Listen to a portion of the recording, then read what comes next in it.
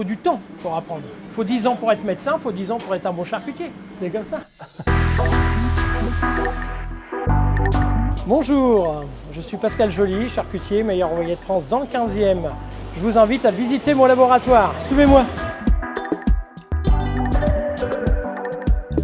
Un frère à mon père, qui était charcutier à Sainte-Adresse, donc à côté du Havre, me dit bah écoute, tiens, tu veux pas venir en vacances, machin? Ah bah moi, je dis ah oui, pourquoi pas. Il m'a dit bon bah écoute, t'es en vacances, mais bon bah demain matin, rendez-vous 8 h en bas, veste, calot, chaussures de sécurité, tablier, et c'est par ici que ça se passe. J'avais 11 ans, au bout d'une semaine, j'ai dit c'est ça que je veux faire.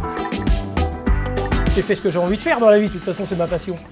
Mais en fait, c'est d'arriver à la transmettre aux autres, leur faire choper le virus et leur dire bah, les gars, vous faites un métier super. J'interviens régulièrement au CEPROC, c'est notre école nationale de la charcuterie. J'interviens pour expliquer un peu ce qu'est l'entreprise, comment démarrer une entreprise, les écueils un petit peu à éviter, les conseiller pour faire une levée de fonds, pour s'installer, les relations avec la banque aussi. Une agence bancaire, ça doit être plus comment je veux dire, un partenaire. Le Crédit Agricole Île-de-France a vraiment voulu tout de suite financer le projet. J'ai un conseiller pro qui me suit depuis 7 ans et qui est vraiment super.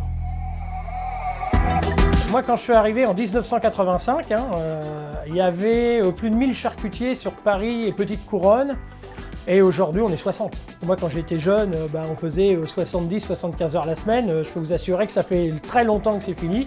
En fait, tout seul, on fait rien. C'est comme une équipe de rugby. Et si vous voulez que votre équipe elle soit heureuse, il faut être bienveillant. Et puis, il faut être dans la transmission, mais pas que de la transmission technique, aussi donner aux gens une philosophie de travail et puis parfois une philosophie de vie aussi.